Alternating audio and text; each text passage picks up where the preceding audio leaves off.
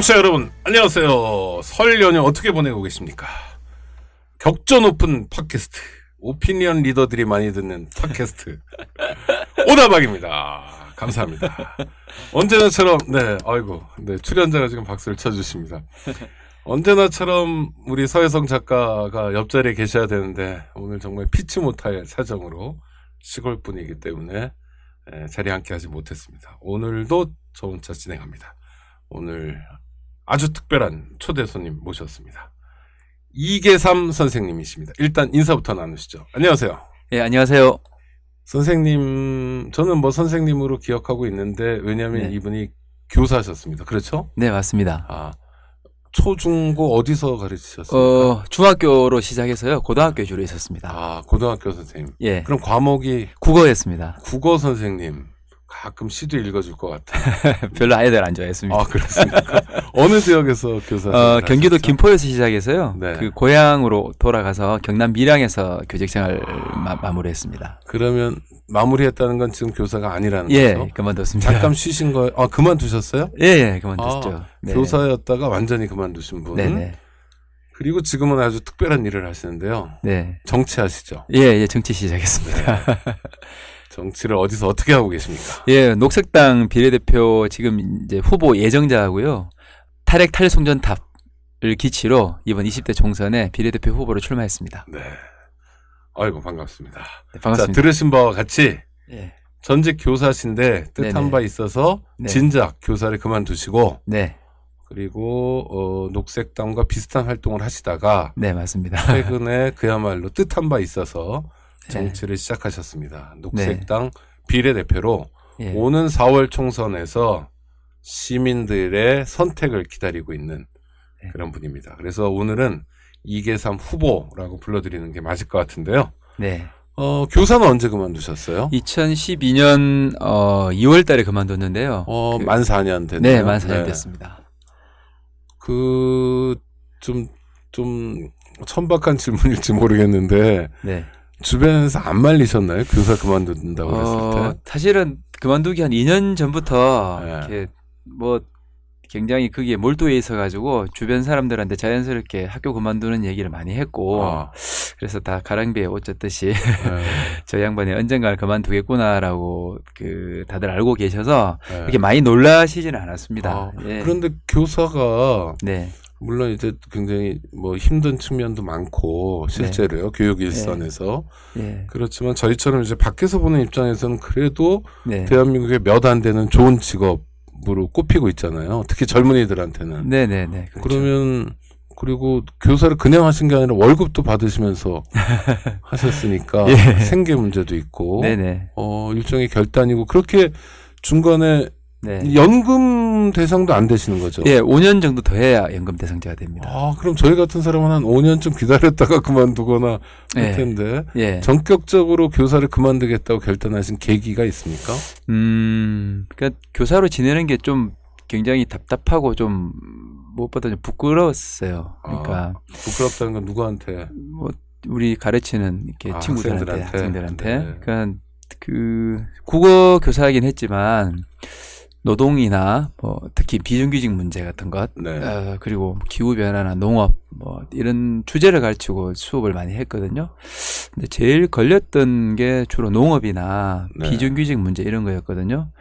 그러니까 저는 비정규직이 우리 가르치는 친구들한테는 당면은 현실이 될 거다. 그리고 세상의 희망이 농업에 있다. 이런 걸 주로 가르쳤지만 저 자신은 손에 흙을 묻히지 않아도 되고 또 무엇보다 정규직 교사로 지내는 게 때로 좀 굉장히 답답하고 부끄러울 때가 많았고 일단 저도 비슷한 처지에서 이 친구들하고 비슷한 처지에서 농사 짓고 또 조금 그런 처지에서 해야 된다 이런 생각들을 꾸준히 하게 되었던 것 같아요. 그래서 자연스럽게 학교를 그만두게 된 것 같습니다.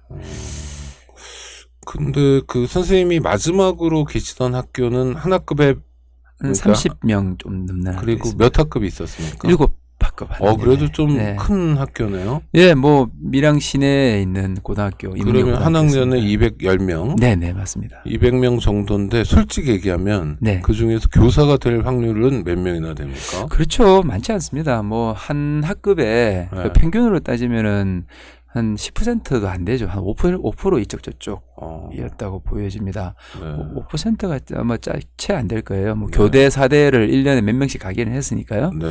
근데 그 중에서 교대를 교대는 졸업한 확률이 높지만 사대는 뭐 굉장히 네, 어려웠습니다. 가야 되니까. 네. 너무 경쟁률이 심해서요. 근데 선생님이 그냥 교사가 아니라 글도 많이 쓰셨어요. 네네네. 뭐 한겨레 같은 데다가도 쓰셨고 여러 잡지에도 쓰셨고 네네.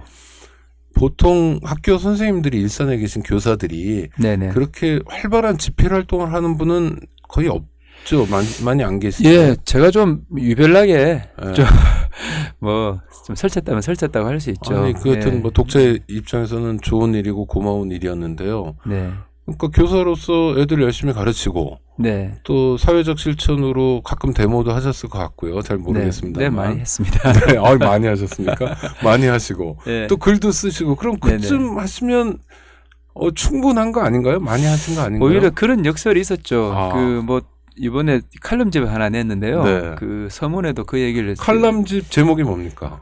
고르게 가난한 사회. 고르게 이거 벌써 의미심장합니다. 고르게 가난한 사회. 가난한 사회. 사회. 그 카말 준블라트라는 네. 1970년대 레바논의 좌파 정당 지도자였습니다. 진보사회당에. 네. 나중에 암살도 당했는데요. 아이고, 저런. 그분이 이런 표현을 썼어요. 그 지금 세계를 파괴하고 있는 악마적인 어떤 과정을 중단시킬 수 있는 유일한 길은 네. 정말로 인간적인 사회주의 사회다. 네. 근데 그것은 고르게 가난한 사회일 수밖에 없다. 네. 뭐 이런 말씀을 남기셨어요. 나중에 암살 당했다고 합니다. 아하. 그 종교 분쟁에 휩쓸리면서. 그런데 저는 고르게 가난한 사회란 말을 듣고 굉장히 저한테 큰 충격이 왔습니다. 이거다라는 생각이 들었거든요. 제가 늘 이렇게 찾아 헤매던 그런 이념적 사상적 지향이랄까요? 네. 하여튼 근데 그 책 제목으로 채택을 했는데 그 서문에 한동안 얘기를 좀 쓸까 말까 하다가 그 글로는 이제 처음 써보는 얘기였는데요. 이런 일이 있었습니다. 그 제가 녹색평론이라는 잡지에 네. 그때 2008년도에 비정규직 장기투쟁 농성장 르포를 기고한 적이 있었어요. 네. 그래 그때 뭐 기억나실지 모르겠는데 기륭전자, 뭐 KTX 여성무원노조 그리고 그 코스콤 뭐 이런 GM 대우 뭐 이런 곳 이제 취재를 해서 했었는데 그 중에 KTX 여성무원 노조의 그 활동가 한 분을 만나서 인터뷰를 했는데 그때 그 고등학생들에게 들려주고 싶은 얘기를 좀 해달라 했는데 뜻밖에도 그분이 이런 거 아이들한테 안 가르쳤으면 좋겠다. 아이고. 네. 근데 이해는 되는 네, 말씀이네요. 그렇죠. 네, 꿈을 그렇죠. 깨게 하고 싶지 않다. 근데 자기가 고등학교 때는 뭐 패션 잡지 보면서 예쁜 옷 그 고르고 뭐 친구들 손잡고 떡볶이 먹으러 다니고 너무 행복했는데 세상에 나와보는 게 너무 끔찍하더라. 그렇죠. 그래서 뭐 몸에 쇠사슬 제복 입고 쇠사슬 걸고 농성하는 거 뭐 그리고 그 언니들이나 동생들 보기 미안해서 농성장에는 울고 싶어도 울 수가 없어서 집에 가서 그 샤워하면서 그때 눈물을 흘린다. 뭐 이런 이런 얘기를 꼭 아이들한테 가르쳐야 하느냐. 꿈을 깨야 하느냐. 이런 어차피 사회에 나오면 깨질 그러니까요. 건데. 예. 그리고 이런 말씀을 주셨어요. 그래서 네. 제가 이걸 비정규직을 가르치는 이 수업 시간에 그 주제 수업 시간에 이 녹음 파일을 틀까 말까 굉장히 고심을 한 적이 네. 있는데 그래도 한번 부딪혀 보자 싶어서 한번 틀었어요. 네.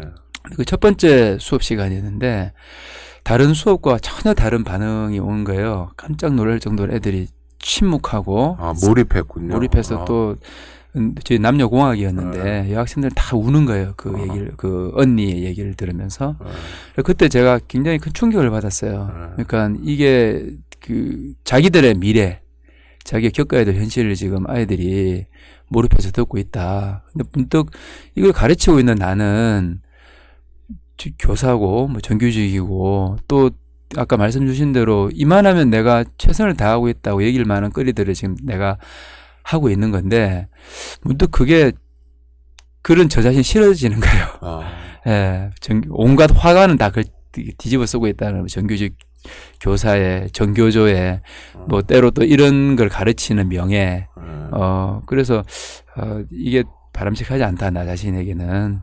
그래서 그냥 비정규직으로 떠돌 친구들과 농사를 좀 가르치고 싶다. 네. 시골에서 같이 농사 짓고 살자. 이게 시대 정신이다. 이런 생각으로 이제 학교 그만둘 준비를 그때부터 했던 것 같아요.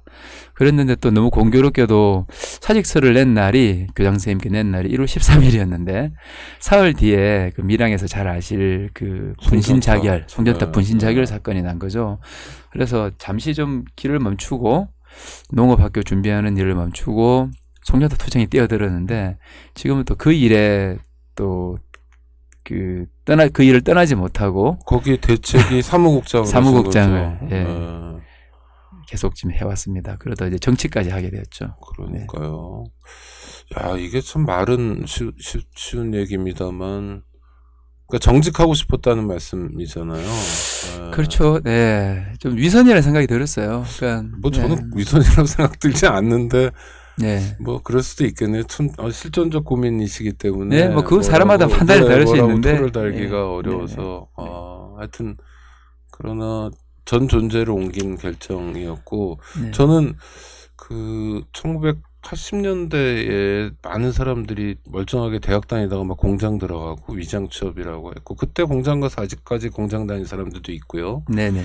뭐 자기 세계로 다시 돌아온 사람들도 있는데, 네. 하여튼 그때 기가 막힌 건 한 10,000명 넘을 것 같은데 무척 많은 사람들이 자기 존재를 옮기는 결단을 합니다. 뭐 선배 잘못 만나서, 책 잘못 읽어서, 뭐 그런 이유겠죠. 아니면 뭐 시대의 아픔 때문에. 근데 최근 들어서는 사실 자기 존재를 옮기는 결단을 많이들 못해요. 그러니까 우리가 예전보다, 아니 저는 옛날에 뭐 되게 좋은 시대가 있었다 이런 말씀 드리려고 하는 것보다 예전보다 좀 뭐랄까 움츠러들었다고 할까? 그런 느낌을 많이 받아요. 주변에 계신 분들, 뭐 저 자신도 크게 다르지 않은 것 같고, 운동하시는 분들 중에서도 예전 같은 호연지기 이런 거 별로 없고, 막 프로젝트 이런 데 많이 쫓아다니시면서 움츠려든 분들이 많아요. 걱정도 많이 되는데, 하여튼 이계삼 선생님은 네, 시대착오적인 분인 건 확실한 것 같습니다. 네. 경의를 표합니다. 아유, 아닙니다. 근데 네, 그만두면 네네. 월급이 안 나오잖아요. 아니 사실은 네. 뭐 저희 아내도 교사였고 부부 교사로 오래 지냈고 네. 뭐 조금, 이 대단한 결단이라고 말하기 좀 부끄럽습니다. 네, 그 아내가 그래도 벌고 있고요. 믿는 구석이 있으시고, 예, 고전적인 방법입니다. 예, 또 네. 맞벌이 하면서 벌어오는 돈도 있고, 네. 예, 그래서 또 저는 뭐 가난하게 살 자신은 있어서 그 제가 지금 버는 뭐 용돈, 원고료, 네. 뭐 가끔 하는 강의료 이런 걸로도 지금까지 잘 살아왔고요. 그러니까 오히려 저는 학교 때 그 저희 90년대 초반에 대학을 들어간 경우인데. 네. 그 이전 세대보다 많은 경우는 아니지만 노동 현장으로 가는 경우 또 농민운동으로 뛰어든 경우가 많이 있었어요. 네네. 뭐 적지는 않았습니다. 네네. 제 주변에서도. 근데 그때는 자신이 없었어요. 용기도 없었고. 근데 저는 오히려 교사를 하면서 그 아주 자연스럽게 그래서 존재 이전을 잘한 경우라 생각하고요. 후련했어요. 네, 후련하고 지금도 아주 마음이 개운하고요. 네. 또 뭐 정치 문턱을 넘을 때도 네. 처음에는 막, 마치 이렇게 자기 몸을 버리는 일이잖아요. 그 그렇죠. 사람들에게도 네, 마치 네. 숨겨진 어떤 뭐 권력 욕망이나 이런 걸 들킬지도 모르는 네. 뭐 이런 일들이다 보니 사람들은 대체로 그 선을 긋고 그냥 안 하고 말지. 네. 이랬는데 오히려 몸을 버렸다는 생각을 좀 하니까 마음이 후련하고. 근데 녹색당 후보가 된다고 해서 몸을 버렸다고는 많이 판단 안 하지 않습니까? 그렇긴 한데요. 그래도 지역에서는요. 네. 특히 송전탑 투쟁을 제가 했잖아요. 네네. 했기 때문에 찬성 주민들 쪽이나 네. 또 지역 사회에서는 저 봐라, 네, 저럴 줄 알았다. 저럴 줄 알았다 이런 얘기 많이 해서. 그렇지, 교사 출신이 와가지고 왜 고생을 그런 했냐. 했다. 네. 빤하다. 그렇다고 당선 안 되면 안 되는데요. 그러게요. 네네. 자, 녹색당은 이번 총선에 비례대표를 여러분 내시나요? 네, 5명 냈습니다. 5명 내시고. 지역구도 내시나요? 지역구도 5분입니다. 네. 5. 네네. 3%의 관문을 넘으셔야 되잖아요. 그렇죠. 어떻게 보세요? 굉장히 어렵죠. 네. 100명 중에 3명 이렇게 생각하면 3% 정도야 이렇게 생각할 수 있지만 숫자로 환산하면 지난 선거 기준으로 하면 64만 표, 네. 아마 좀 넉넉하게 잡으면 70만 표를 받아야 되는데요. 네. 지난 총선에서 19대 총선에서 녹색당이 10만 표 조금 넘게 받았거든요. 네. 그러니까 그러면 6배에서 네. 7배를 그 성장해야 되는 건데요. 특히 지금 뭐 안철수 신당이 나오면서 그 이전에는 정의당을 포함한 진보 진영이 일단 제3당 효과를 좀 누리고 있었는데 네. 안철수 신당이 3당이 되면서 진보 진영이 이렇게 논의가 사라졌다고 할까요? 그래서 덩달아 녹색당도 굉장히 어려워진 것 같습니다. 네. 네네. 자, 일반적인 유권자다. 우리는 네. 어떻게 해야 됩니까? 녹색당이 할 수 있는 일이 굉장히 많고 한국 정치에서 녹색 정치의 영역이 사실은 그 필요성이 굉장히 좀 넓은데요. 네. 지금 시민권을 얻지 못하고 있는 거죠. 원내 진출을 못함으로 인해서. 그래서 정치 다양성을 위해서라도 그리고 녹색당이 비록 이번에 잘 들어가야 한 석 아니면 두 석일 텐데 네. 진입을 한다 하더라도 그렇지만 그 한두 석이 앞서 있었던 다른 진보 정당과도 분명히 질적으로 다른 그리고 한국 정치의 다양성과 녹색 정치의 그 가치를 위해서라도 매우 기묘해요. 그러니까 그래서 총선 때 네. 지역구의 후보가 나오면 네네. 각자 정치적 판단에 따라서 네네. 이를테면 뭐 박근혜를 심판하겠다더니 네네. 또는 박근혜 씨 주변에서 얘기하는 것처럼 뭐 네네. 무능한 국회를 심판하겠다느니 네네. 또는 뭘 또 심판하죠? 안철수당은 하여튼 뭔가를 심판하겠다느니 네네. 하는 각자의 준거가 있을 거 아니에요. 자기 있겠지만, 기준으로 네네. 지역구는 뽑으시고 마음 네네. 편하게 네네. 예. 고향 따라 뽑든 뭐 혈연 네네. 지연 학연으로 뽑든 뽑으시고 네. 정당 투표만은 녹색당을 하나 찍어주시면 네네. 그 값을 하겠다. 구체적으로 네네. 어떻게 하겠다는 겁니까? 기본적으로 저희는 이제 탈핵 정당으로 많이 알려져 네. 있잖아요. 제가 출마하게 된 것도 뭐 어쨌든 내걸었던 기치는 탈송전탑 에너지 전환인데요. 천천히요. 탈핵, 탈송전탑 탈송전탑, 에너지 네. 전환 뭐 에너지 전환 이렇게 얘기를 하는데요. 에너지 영역이 밀양 송전탑 투쟁을 통해서도 많이 알려지게 되긴 했지만 네. 한국 사회의 변화 속도를 전혀 따라잡지 못하고 있어요. 그러니까 뭐 이를테면 언론, 네. 뭐 문화, 뭐 정치 여러 영역에서 교육도 그렇고 여러 영역 어쨌든 우리가 87년 체제를 통과하면서 어느 정도의 절차적 수준의 민주주의는 그 맛은 봤잖아요. 네. 그렇죠. 전국 그렇죠. 교체도 해봤고. 네, 정부 교체도 네. 해봤고 그런데 정보화 이런 네, 거는 뭐 에너지 되게 영역은 최고고요. 전혀 그렇지 않아요. 네. 1970년대에 그 박정희 개발 독재에서 사실은 전혀 벗어나지 못했어요. 그러니까 일단 뭐 탈핵이 강조하는 건 핵발전, 원자력 발전 하지 말자는 네, 거예요. 그런 거죠. 기본적으로는. 그런데 이 핵발전으로 상징되는 한국 네. 사회에 아주 무지막지한 에너지 시스템이 있는 거예요. 그 스마트폰을 꺼내셔가지고 전력거래소를 검색을 해보셔서 전력거래소라고 전력거래소가 하는데요. 있습니다. 네. 청취자 여러분도 해보십시오. 네, 그러니까 그 각 발전사에서 전기를 만들면 네. 그걸 한국전력이 삽니다. 그 네. 중개해주는 시장이 말하자면 전력거래소인데요. 증권거래소 같은. 그렇죠, 네네. 그렇죠. 예, 그 김대중 정부 때 만든 시스템인데 거기 홈페이지에 들어가면 바로 초기 화면에 뜨는 게 뭐냐면 실시간 전력 수급 현황이 있어요. 네. 근데 지금 역대 가장 전기를 많이 쓴 날이 언제냐면요. 올 1월 21일입니다. 제일 추웠던 예, 날. 추워도 많이 쓰죠. 근데 그때도 그 전력 예비율 그러니까 놀고 있는 네. 발전소 그 운영 예비력이라고 표현하는데요. 네. 그게 지금 15%가 넘어갔어요. 와, 15%. 예. 그때 역사상 제일 많이 쓴 날 15%가 예, 나오면 예. 너무 기가 막힌 거죠. 예. 너무 너무 과잉 생산을 하고 있는 거네요. 예. 그러니까 인위적으로 이 수요를 그러면 부풀려서. 올해는 그렇지만 내년엔 좀 더 쓰고 이런 것 때문에 그런가요? 왜 그렇죠? 그러니까 계속요. 그러니까 네. 한국의 지금 그 산업 구조가 네. 전기 다소비 업종이 조금씩 옅어지는 현상이잖아요. 해외 이전을 하기도 하고 그렇죠. 또 수출이 네. 잘 안 되잖아요, 지금. 예, 그 인구도 줄고 있고. 네. 근데 지금 전력 그 수요 전망을 엄청 부풀려서 잡아요.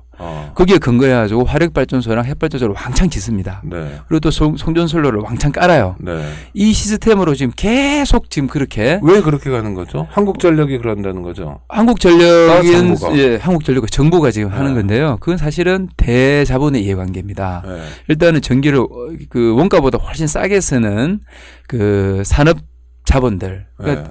전기 다소비 업종은 우리나라 수출 그 기업들하고 일치하고요. 또 대자본과 그대로 일치합니다. 전기를 많이 쓸수록 재벌. 예, 그렇죠. 이를테면 뭐 포항제철이요. 네. 일본 기준으로 그 전기요금을 내게 된다 그러면요. 한 해에 뭐 500억 이상 전기요금을 더 내야 돼요. 500억이요? 억 이상. 근데 포스코 네. 입장에서 500억이면 그렇게 부담스러운 비용은 전기요금이요. 네. 전기요금이 차지하는 이 그 자기 수입 그 원가 매출이나 뭐 이런 데서 원가 기준에서 그게 의미가 없어요. 지금 그러네요. 전기요금이라는 게 의미가 없고. 근데 그러니까 지금 일본처럼 낸다는 건 일본이 우리보다 많이 낸다는 거죠. 그 산업용 3배 정도, 전기를 3배 정도. 그래도 500억밖에 안 되면 예. 포스코 입장에서는 전기 요금만 해당되는 거고요. 네. 그리고 또 그 일테면 뭐 피크타임 요금제라든지, 네.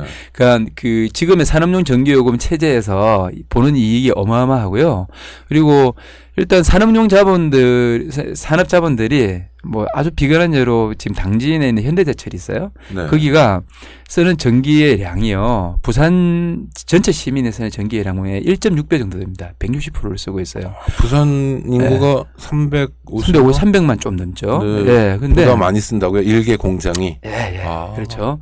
그러니까 산업용 전기가요. 원가보다 싸요. 네. 예, 뭐, 그러니까 이런 체제, 그리고 민간 화력 발전소가 많이 들어가 있는데, 역시 또 그 대기업들이에요.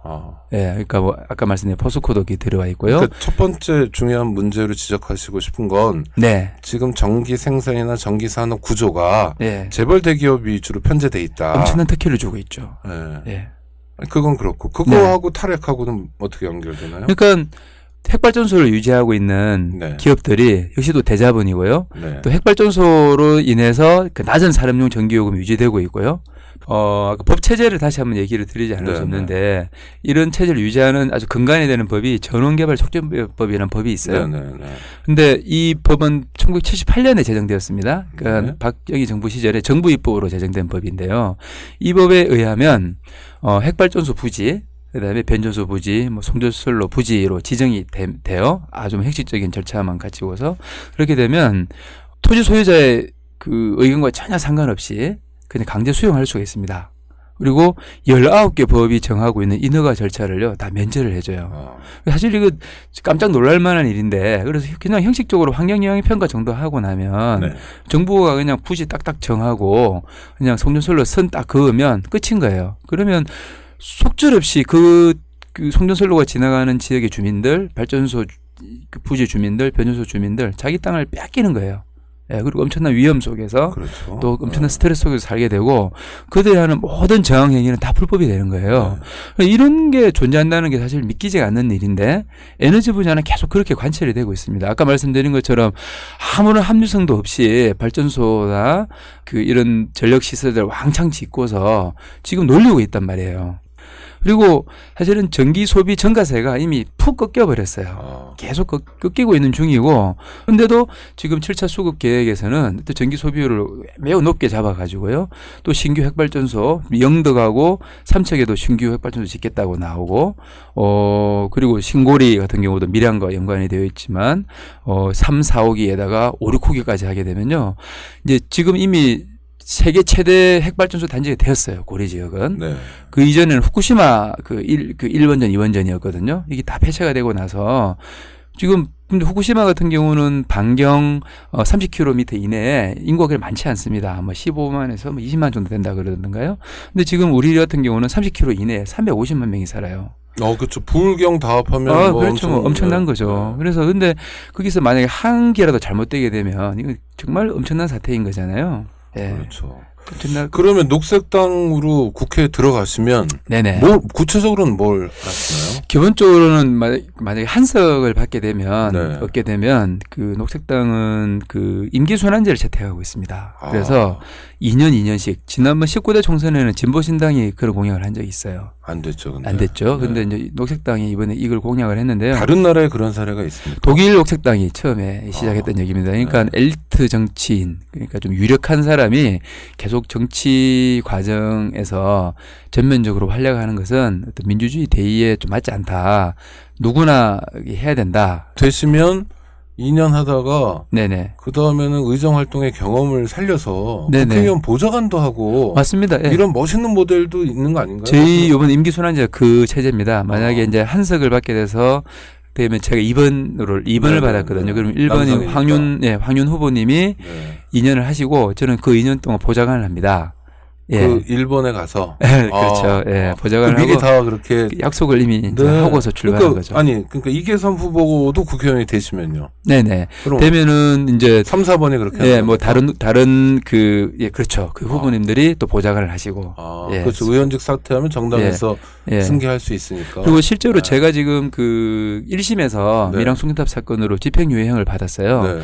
그래서 혹여 그 의원직을 승계를 했는데 형이 확정이 되게 되면 바로 의원직 상실이 되는 거잖아요. 그러면 3번인 김주원 후보가 바로 승계를 하게 됩니다. 그렇지만 저희는 지금 대의원도요. 녹색당 그 추첨제를 하고 있습니다. 그 지역별로 그 인원별 대의원 그 비율이 있잖아요. 그럼 거기서 추첨을 해서요.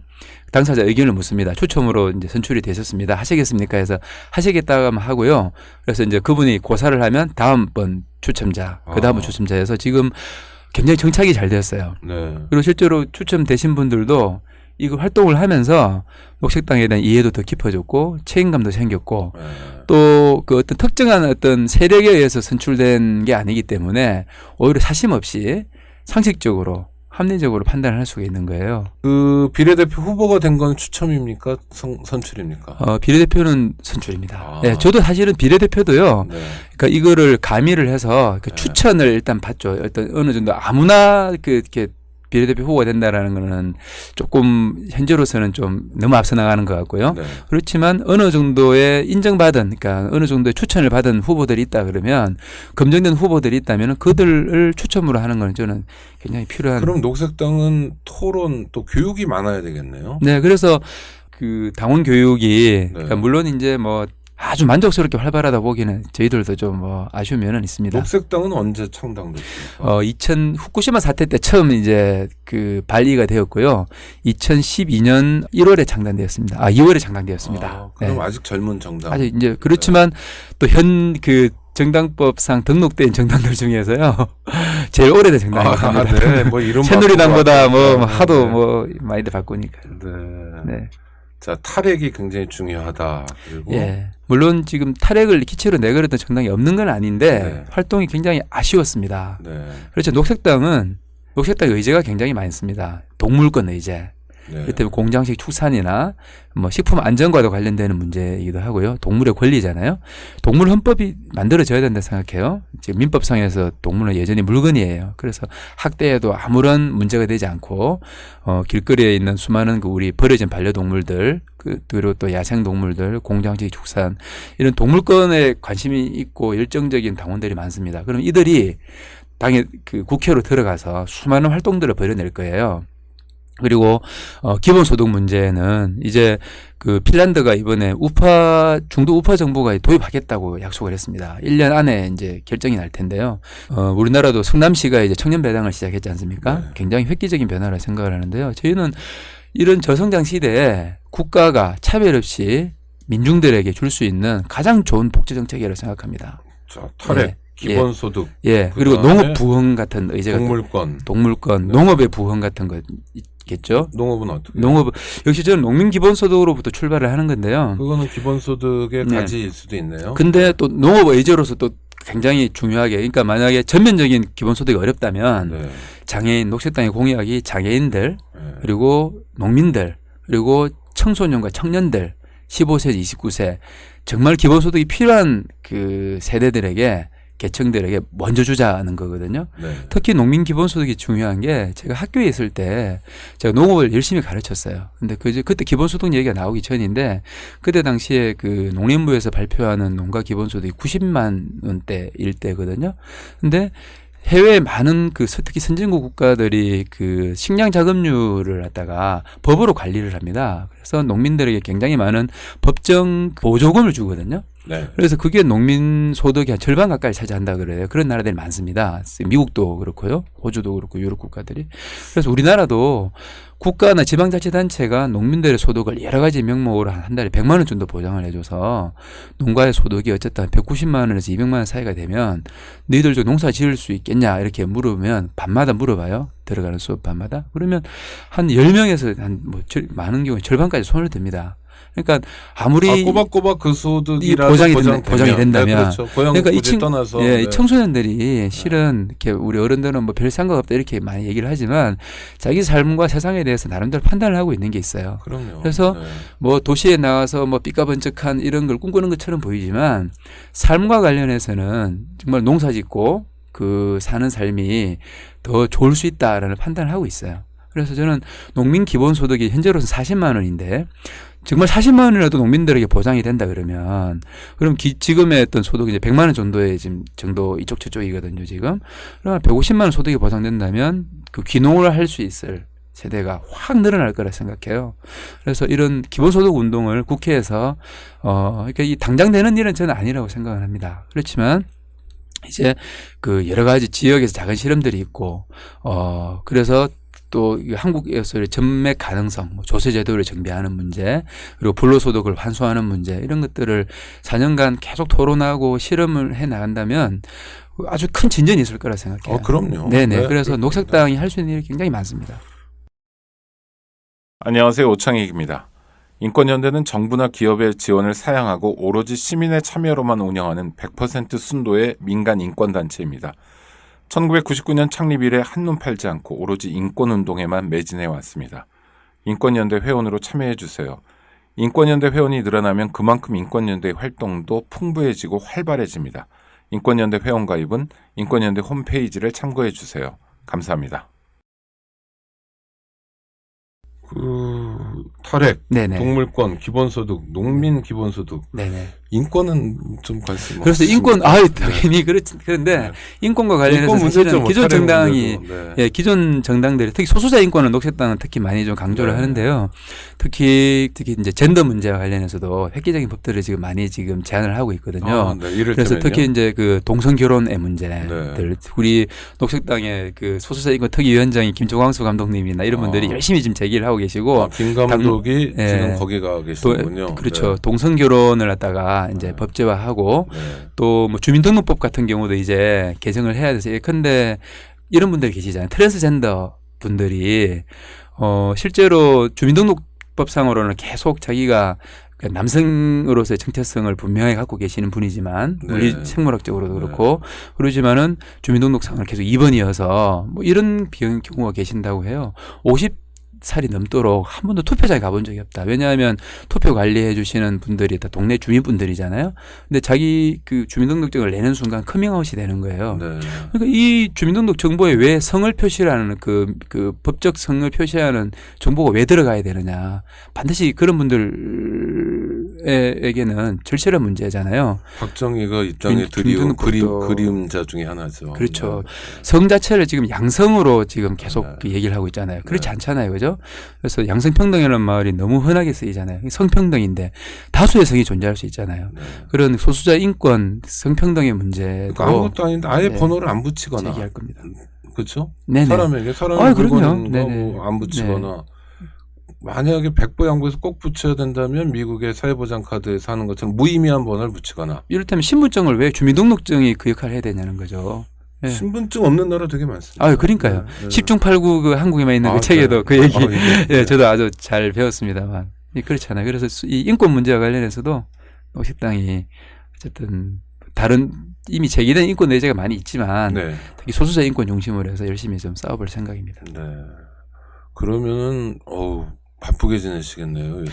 그래서 그 녹색당 국회의원은 한 명이 할 수 있는 의정 활동의 폭을 좀 달리 보려고 해요. 네. 그러니까 굉장히 의제별 중심으로 해서 녹색당의 그 의제별 모임이나 당원 활동들을 매개해주는 그런 역할. 그래서 국회를 최대한 활용해 보려고 하는 그런 역할. 한 사람의 의정 활동이나 상임위 활동에 매몰되지 않고 네.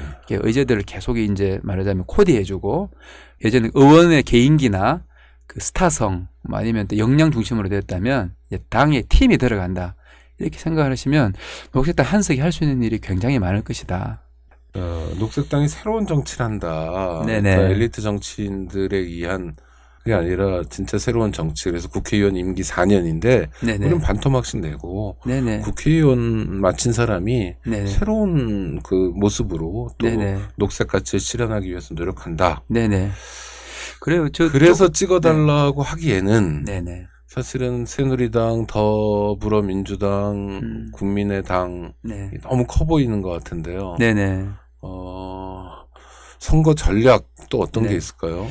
일단은 저희들은 정당 연설에 지금 열심히 하고 있고요. 거리에서. 네. 그러니까 왜냐하면 지금 정당 길거리에서 그냥 뭐 트럭 같은 거 세워놓고 하시는 건가요? 그냥 저건 앰프 하나 갖다 놓고요. 네. 마이크 잡고 내일도 아침에 네. 8시 반에 외교부 앞에서 지금 일본산 수입 그 수산물 있잖아요. 네. 이게 가랑비 어쩌듯이 굉장히 늘어나 버렸어요. 작년 같은 경우는 18% 정도가 늘어났더라고요. 후쿠시마 네. 이후에 줄었다가 다시 늘어나는 네, 거죠. 지금 계속 늘어나고 있고 또 이제 일본 정부가 후쿠시마 인근 8개현 수산물 어쨌든 지금은 이제 그 수입 금지 조치가 계속 그 가동되고 있는데 빨리 풀어라. 네. 굉장히 강력한 압박을 넣고 있어요.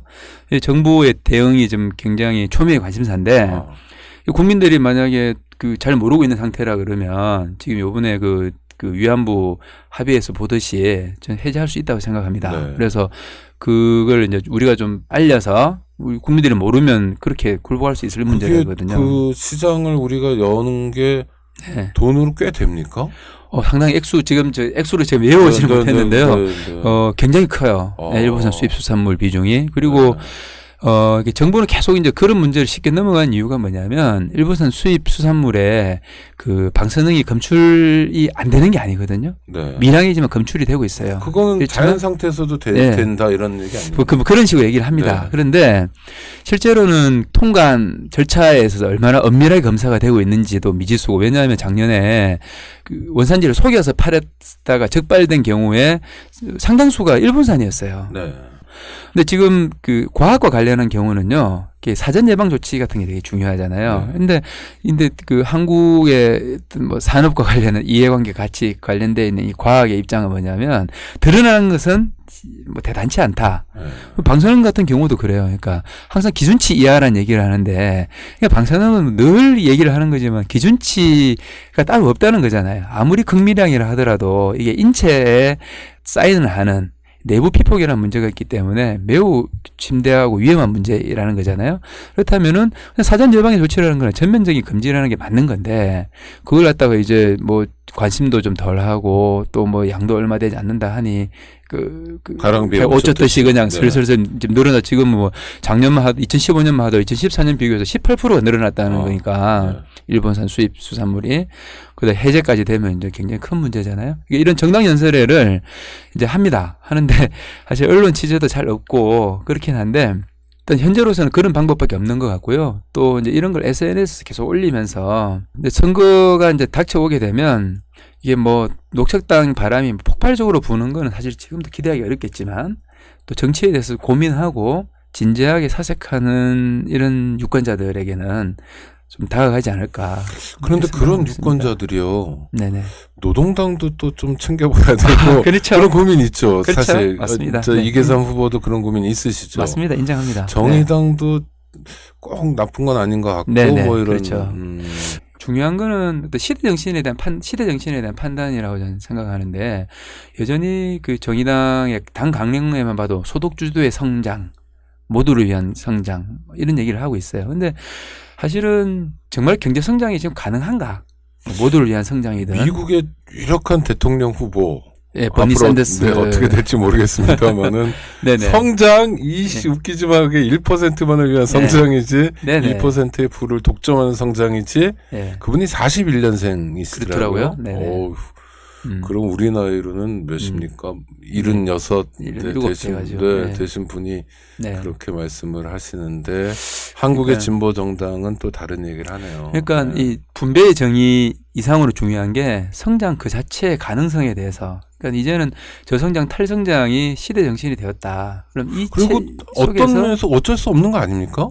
아니, 그러니까 우리가 성장을 네네. 하고 싶어도 그러니까 안 되는 지금 거죠. 박근혜 정부가 네. 계속 성장하겠다고 하지만 네. 늘 목표보다 안 네. 되고 또 네네네. 뭐 수출도 사실 뭐 네네. 조선일보가 일면으로 보도한 걸 지하철에서 봤는데 뭐 네네. 18.5% 이렇게 네. 쭉쭉 빠지고 같은 그러니까 1월 달에 그랬더라고요. 그러니까요. 네. 그건 뭐 앞으로도 저성장은 그냥 필연일 것 같은데요. 네네. 그래서 저는 그 정치 패러다임 자체가 어쨌든 뭐 그나마 이제 뭐 정의당을 포함한 진보 정당이 분배의 정의를 많이 얘기하고 또 어쨌든 그 뭐 복지, 네. 그러니까 복지는 기본적으로 좀 파이의 크기와 이렇게 뗄 수 없는 얘기가 되는 거잖아요. 이제는 그 제가 뭐 칼럼지 제목으로 썼지만 좀 고르게 가난한 사회로 가야 된다는 어떤 시대 정신에 입각해서 정치의 틀이 바뀌어야 되는데 그런 면에서 좀 안타깝죠. 네. 녹색당에 우당이 있습니까? 그래서 이제 노동당과 그래도 네. 이제 우리가 정록 포럼 같은 걸 하면서 이렇게 생각이 많이 비슷하다고 생각하고 있습니다. 친구당. 네. 다만 이제 치중하는 그 좀 방점을 찍는 지점이 조금 차이는 있지만 네. 그래서 저는 노동당도 같이 좀 잘 돼야 되는 정당이라 생각하고 이번 있습니다. 총선에서는 따로따로 하시는 거죠. 그렇죠. 현재로서는 그렇죠. 네. 네. 근데 좀 표가 하나인데 이거 어떻게 해야 되나? 아니, 어쨌든. 그래서 저는 뭐 반드시 녹색당만이 네. 뭐 이렇게 잘 돼야 되고 네. 녹색당만이 뭐 집권당이 돼야 된다. 뭐 네. 이를테면 그렇게 생각하지 않습니다. 녹색당 어떻게 보면 세상을 좀 붙들어주는 정당이지. 녹색당적인 가치로 뭐 세상을 재편해보자. 뭐 이렇게 얘기하고 싶지는 않습니다. 네. 네. 그 녹색당 지금은 실험이잖아요. 아직까지는요. 네네네. 원내 정당도 아니시니까 네네. 실험을 뭐 한국은 얼마 안 했는데 네네. 그 당원들이 8,000명이나 되는 건 되게 많은 거 아닌가요? 그렇죠. 그리고 진성 당원 비율이 제일 높고요. 얼마입니까? 여성 당원 비율 54% 되고요. 진성 당원 60%를 넘습니다. 62% 정도 되는 걸로 알고 있습니다. 네네. 전체 당원 중에 여성이 많고. 여성당이 이게 세계적으로도 굉장히 드문 사례라 하더라고요. 네. 여성이 다른 해외 녹색당도 네. 여성 당원이 비율이 높은 경우는 많지 않다 하더라고요. 근데 저희는 그 한국 정당 중에서도 네. 여성 당원 비율이 제일 높고요. 네, 그 굉장히 저는 창피할 고무적이고 정도. 좀 네. 중요한 지표라고 생각해요. 그 여성 당원으로 비율이 참여하시는 높다는 거. 분들은 어떤 분들이세요? 뭐 8,000이면 여러 분들이 있을 텐데 그러니까 뭐 젊은 하시는 분들이에요? 젊은 분들이 많고요. 학생 아니면 뭐 직장인 뭐 어떻게 그러니까 됩니까? 당원 비율 중에서는 네. 그 수도권 역시 뭐 서울 경기에 네. 이거는 뭐 진보 정당과 비슷한 딜레마이긴 한데 네. 아무래도 고학력자들이 네. 많으신 것 같고요. 예, 그다음에 서울 경기의 수도권이 뭐 절반을 훨씬 넘으니까요. 예, 그렇긴 합니다. 네. 직업 종사자들 그러니까 뭔가 네. 근데 지금은 또 우리 녹색당의 특징 중에 하나는 네. 아주 농촌 도시에도 당원들이 많이 있고 또 활발합니다. 뭐 예컨대 19대 총선에서는요, 경북 영양 지역 같은 경우는 아주 그 벽지로 분류가 되는데, 그렇죠. BYC. 예, BYC라고 그러는데, 네. 그곳에 정당 득표율이 10%를 넘기기도 하고 그랬었어요. 와. 왜냐하면 귀농한 당원들이 군에서요? 예, 영양군. 열심히 활동을 해가지고 네. 10%를 넘기기도 하고 그랬었어요. 그거는 괴가네요. 네네. 그래서 그거는 다른 진보 정당은 또 없는 현상이죠. 네. 네.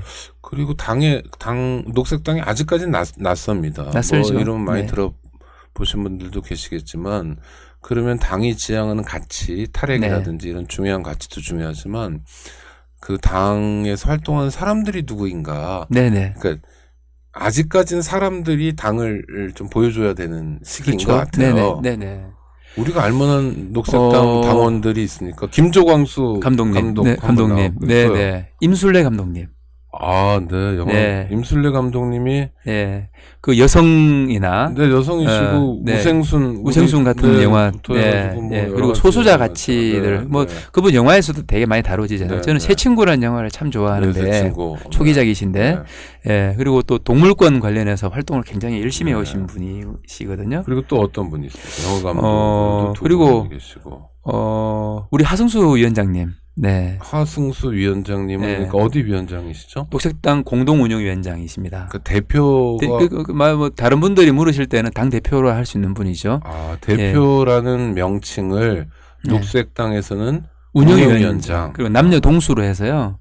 예, 연남 동수로 해서. 그러면은 이분이 있고 또 여성이 계시나 이유진 위원장님. 네. 예. 하승수 이분은 예. 변호사시죠? 예. 그리고 대학 교수도 그만두시고 지금 네, 이 일에 교수셨고 뛰어드셨고 참여연대로부터 시작을 해서 굉장히 많은 일들을 하셨잖아요. 그리고 네. 정보 공개 센터도 네. 만들어서 정보 공개 관련한 그 운동도 하셨고, 이를테면 1인 시위 같은 집시법상으로 그런 집회 신고를 받아주지 않는 지역 안에서 할 수 있는 활동으로 1인 시위를 처음 제안했던 분이시기도 그리고 하고. 하승수, 이유진 두 분의 당대표, 두 분의 계시고, 공동운영위원장. 장이 계시고. 또 이계삼 선생님 계시고.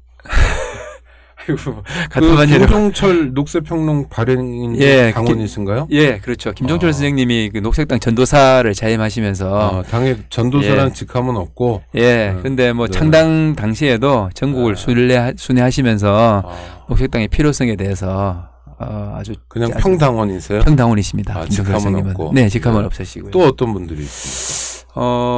녹색당을 지지하시는 분들, 뭐 대중적으로 알려진 분들 중에는 이를테면 우리 이 가수 이효리 씨의 남편 되시는 이상순님이 이효리 씨는 아니시고요. 예, 아니시고요. 네. 같이 하시면 좋을 텐데. 그러게 말입니다. 네. 제주에 계신 분이죠. 예. 네, 이분이 이상순님이 그 녹색당 단가 작업에 참여하셨어요. 예. 그리고 그 참여했다는 게 곡을 만든 겁니까? 예, 아니면? 윤영배 가수 네, 이분도 제주. 네. 예, 이분하고 이상순님이 네. 우리 단가를 제작하는 일에 예, 참여하셨습니다. 네. 네. 아직까지는 많이 성장해야 되는, 그러니까 성장이라는 네. 게 꼭 좋은 게 아니라고 하지만 그건 경제 성장이나 이런 걸 얘기하고, 그렇죠. 네네. 당으로서는 숙제도 많고 많이 성장해야 되는데요. 네네. 뭐, 잘 되길 바랍니다. 하여튼 정당은 정권을 잡는 거고요. 네네. 물론 뭐 정권을 어떻게 볼 거냐, 어떻게 해석할 거냐라는 숙제도 우리에게 있는 것 같긴 하는데요. 네네. 지금 인격적 지배가 너무 많잖아요. 그냥 박근혜 네네. 1인이 다 지배하고, 뭐, 네네. 남 보내면 싫어했다가 아니야 뭐 여론이 불리하면 다시 가져와 그래가지고 박근혜 란이 일어나고 난이 먼저가 했다고. 네 그러니까요. 네. 뭐 이런 아주 인격적 통치인데 이런 데서 벗어나고자 한다. 하여튼 뭐 그것도 고맙고 네. 좋은 일인데 네. 제가 궁금한 거는요 개인적으로 네네. 자 이제 총선이 끝났어요. 4.13 총선이. 네. 그래서 당선이 되시면 국회 가서 열심히 활동하시면 되고 문을 네네. 삐집고 열고 네. 녹색 생태 이런 가치들이 국회 안으로 들어갈 수 있도록 네. 그게 뭐 범시민 교육도 있고 뭐 여러 가지 의미에서 유의미할 테니까요. 그러시면 네. 되는데 네. 만약 낙선하셨다. 네네. 그럼 그다음에 어떻게 지내세요? 저는 일단 밀양녹색당 활동을 열심히 할 겁니다. 지역에 가셔서. 예. 네. 그러니까 제가 그 출마하면서 세 가지 다짐을 얘기를 했는데 네. 그 중에 하나가 뭐냐면 뒤돌아가지 않겠다는 거였거든요. 뒤돌아서 어디로요? 되돌아가지 않겠다. 그러니까 어디로 뭐. 그러니까 정치 이전. 네네. 그러니까 그거는 정치인 2개3으로 살겠다. 밀양 녹색당 활동 열심히 할 거예요. 네. 그러니까 그 밀양 녹색당 활동에 녹색당 밀양 지역 활동. 그렇죠. 네네. 예. 그리고 물론 우리 어르신들과 같이 네. 그 탈핵 탈송전탑 활동. 네. 지금 밀양 송전탑 반대 주민 중에 아직 300명이 한전이 주겠다는 그 보상금을 받지 않고 계속 그 수령 거부하면서 버티고 계십니다. 근데 이분들과 밀양 송전탑 시즌 3라고 얘기를 하는데요. 네. 그래서 그 좀 근본적인 어떤 싸움을 계속 할 거예요. 제가 이제 낙선을 하게 된다면 좀 많은 시간을 투여하게 될 일은 그 일일 겁니다. 네. 그렇지만 이게 단순히 그 탈핵 탈송전탑 운동을 거칠 일이어서는 안 된다고 생각하고요. 기본적으로 녹색당 운동과 만나야 된다고 생각하고 있어요. 그래서 이번에 선거를 하면서 제가 느끼고 있는 거는 그럼에도 불구하고 역시 풀뿌리의 가치라 생각합니다. 저는 좀 지역 녹색당 운동에 좀 좋은 전형을 밀양에서 만들어 보고 싶고요. 그리고 또 한 가지는 좀 청년들이 제 원래의 문제의식이기도 했는데요. 그러니까 농사를 지으면서 그리고 밀양 같은 곳에서는 이제 송전탑이 이렇게 서 있고 어르신들이 계시니까 그분들 곁에서 농사도 배우고 또 공부도 하고 또 정치에 대한 어떤 교양도 익히고 그리고 지역에서 풀뿌리 정당운동도 하면서 그렇게 지낼 수 있는 틀을 구성하고 있어요. 그게 제가 늘 생각했던 여러 화두, 그러니까 교육, 그리고 농업, 그리고 정치, 이게 만나는 길이라 생각하거든요. 네. 이게 궁극적으로는 그 녹색당의 운동에 중요한 바탕이 될 거라 생각해요. 그래서 그런 일들을 하고 개인적인 싶습니다. 질문이기 때문에 꼭 답 안 하셔도 좋습니다만 네. 혹시 부모님이 농사 지셨나요? 저희 어머니 아버지는 밀양 강변에에서 반농 반어였습니다. 그러니까 생선 잡아서 파시고요. 또 뭐 끓이는 농사를 농사도 지으셨고, 하셨고. 예, 단감 농사도 네. 지으셨고요. 그렇습니다. 자, 이제 국회에 만약 들어가시게 된다면 네. 법안 하나 발의하더라도 만만치 않을 것 같아요. 10명의 발의가 쉽지 않을 거예요. 국회의원이 네. 필요하니까. 네. 네. 그래서 국회의원 이계삼 의원이 입법 발의도 못하게 하냐. 예. 이 나쁜 놈들아 이런 네. 여론이 일고 그래서 네네. 입법 발의도 하게 되고 네. 그래서 발의는 하는데 또 법이 통과되는 경우는 없단 말이에요. 굉장히 어렵죠. 근데 시민들이 네. 야 녹색당이 처음 들어왔는데 녹색당이 내놓은 법률안 하나라도 통과시켜야 되는 거 아니냐. 그래서 이제 동료 의원들이 이계삼 의원한테 물어보는 거예요. 네. 내 등살에 못 살겠다. SNS 테러다 거의 막. 네. 지역구 같은 뭐라 그러더라. 이계삼 말 안 들어준다고. 자 하나만 내가 통과를 시켜주겠다. 예. 원내대표들이 와서 그러는 거예요. 네네. 네. 그럼 어떤 법을 통과시키고 싶으십니까? 아, 뭐 지금 당장 떠오르는 거는요. 네. 전원개발촉진법 개정안입니다. 어떻게? 그러니까 지금 말씀드린 대로 전원개발촉진법에 네. 이를테면 개정안에 네. 주민 동의 요건, 그러니까 그 송전솔로 핵발전소, 변전소 부지의 인근 주민의 수용 예정 지역의 주민 동의 요건 반드시 그 해당 지역의 주민들의 동의를 받도록 한다라는 그 정도 하나만 집어넣게 되어도 굉장히 엄청난 변화가 일어날 일반적인 겁니다. 국책 사업 수준으로만 규제를 두더라도 그럼요. 지금과는 네네. 전혀 다른 밀양에서 이렇게 예. 사람이 정말 네. 어떤 분이 돌아가시기도 하시고 네네네네. 또 그 할머니들이 정말 오랫동안 눈물 흘리면서 고통받고 싸우고 그럼요. 네. 뭐 그런 일 이런 없어질 일은 겁니다. 없었을 거다. 네. 앞으로도 막아낼 수 있다. 예. 그리고 그래서 송전솔로를 깔지 못함으로 인해서라도 네. 발전소를 못 짓게 되고 결국 궁극적으로는 탈핵에 아주 천병이 될 겁니다. 그 법 개정안이. 자 그리고 하나만 더 뭐 내친 김에 집권을 하셨어요. 이제. 네네.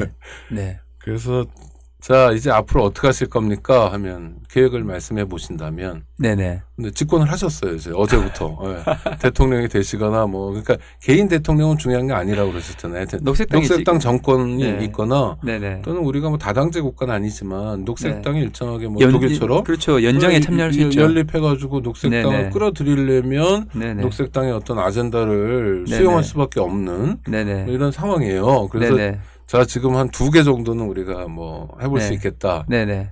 그 중에 하나 탈핵을 말씀하셨으니까 네네. 이후에 어떻게 하실 겁니까? 기본적으로는 지금 시스템에서도 가능한 일이긴 하지만요. 에너지와 관련해서 각 지역별로 자급자족을 해서 그러면 그 해당 지역에 수많은 재생에너지 기업들이 들어가고 또 그로 인해서 재생에너지 산업이 뭐 독일 수준 이상으로 크게 부흥을 해가지고요. 서울 같은 엄청난 일자리를 만들어낼 그렇긴 수 한데 있겠죠. 서울 같은 데 불가능한 아니 물론 네. 해볼 수는 있겠는데 네네네.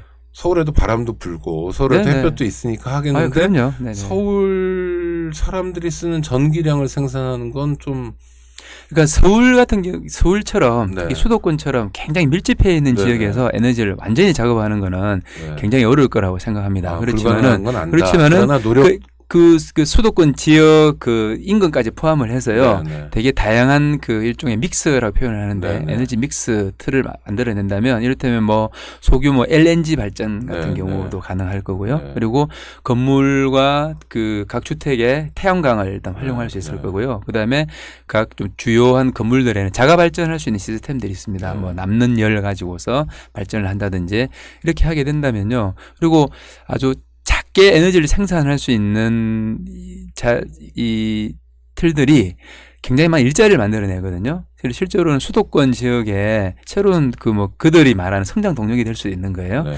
그래서 그런 지역별 에너지 작업 시스템을 갖다가 어느 시점을 정해서 이를테면 2020, 10년, 20년 딱 두고 단계형으로 해서 몇 %씩 계속해서 제가 끝내는 이제 다 작업을 하는 그런 틀을 뭐 당장 이렇게 그 법을 뭐 제정을 해야겠죠. 네. 예, 그렇게 해서 할 수 있는 부분이 있고요. 되겠죠. 예, 네. 그렇죠. 뭐 당장 5년 단위, 전부 갈 수는 5년 단위, 없지만, 10년 단위 이렇게 해서 그리고 핵발전소들은 어떻게 하실 겁니까? 그거는 지금 폐쇄를 해야죠. 예. 그러니까 대만 같은 경우는 아시겠지만 97%까지 만든 발전소를 갖다 그냥 폐쇄하기로 했잖아요. 네. 예. 그래서 결국은 이제 녹색당에서는 2030 그 탈핵 에너지 전환 얘기를 하고 있는데요. 2030년까지는 그러니까 핵발전소 다 멈추고 예. 그러니까 그리고 만들고 있는 그 예정 중인 것들 다 없애고 포기하고 그 시스템을 갖다가 재생 가능 에너지를 중심으로 해서 전환하는 틀을 얘기를 하고 있는데요.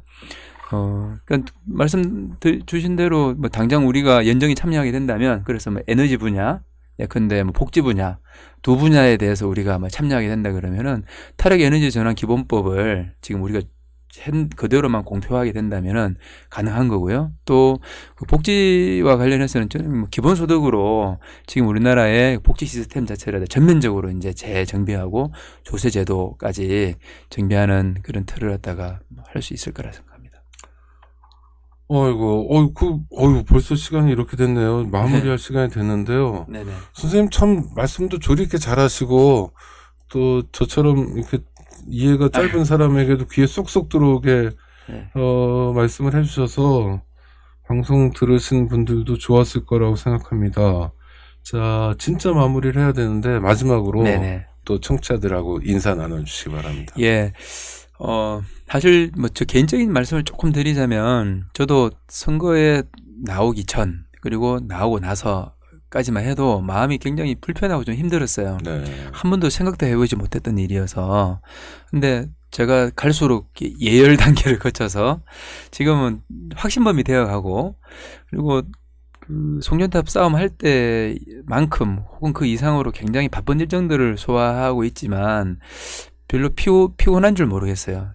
그 녹색당의 어떤 필요성, 절박함, 그리고 곳곳에서 만나게 되는 여러 그 열망들을 보게 되거든요. 그래서 지금 이 방송을 들으시는 분들이 기본적으로 한국 정치에 대해서 갖고 있는 통념이 있을 거라 생각을 하는데요. 그거는 절망이죠.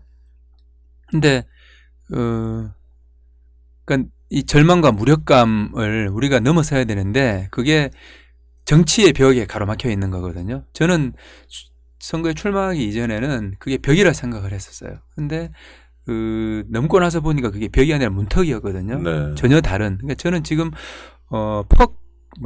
자유롭고 또 개인적으로는 보람을 느끼고 있습니다. 그래도 이렇게라도 해서 저 또한 이번 선거에 출마나 녹색당 정치에 대해서 지금처럼 뛰지 않았다면 저도 이 방송을 들으신 분들과 비슷하게 몸도 무겁고 마음도 무겁고 생각하기 싫은 게 정치였을 것 같은데, 그래서 정치는 그 어떤 의미에서 보면 자기가 뛰어드는 만큼 관심을 가지면 가진 만큼 스스로를 자유롭게 하고 또 기쁘게 하고 뭔가 크든 작든 희망을 품게 하는 일이라 생각해요. 물론 그 속에서 느끼는 실망과 절망도 동시에 자라가는 것이지만, 그래서 무엇든 해보자는 게 저희 마음이고요.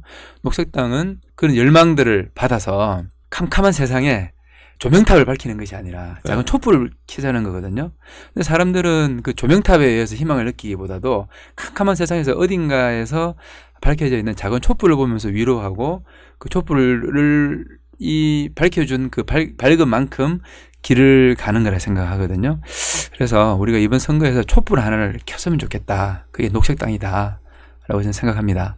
그래서 제가 지금 1시간 동안 한 얘기에서 제가 얼마나 녹색당을 잘 담아냈는지 잘 모르겠습니다. 근데 찾아보면 또 주변에는 수많은 정보들이 있고 또 녹색당의 친구들이 있을 거라 생각해요. 그들에게 물어보고 또 알아보고 하셔서 이번에 좀 녹색당 바람을 같이 좀 만들어 봤으면 좋겠습니다. 네, 고르게 가난한 사회. 네네. 이계삼 선생님 쓰신 책도 읽어보시면 왜 이분이 이렇게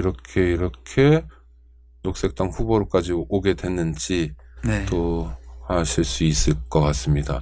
당분간 신문에 칼럼 쓰시는 일은 없겠네요. 네, 그렇죠. 네, 저희는 녹색당 이계삼 후보를 얻은 대신 칼럼니스트 이계삼 선생을 또 잃었는데요. 이 개인적인 선택이 좋은 성과로 왔으면 좋겠고요. 네. 그래서 봄에 녹색당이 원내 정당이 됐다는 게 설레는 소식 전해 들을 수 있었으면 합니다.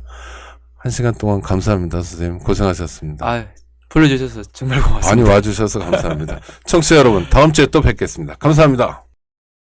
안녕하세요. 장발장은행의 대표를 맡고 있는 홍세화입니다.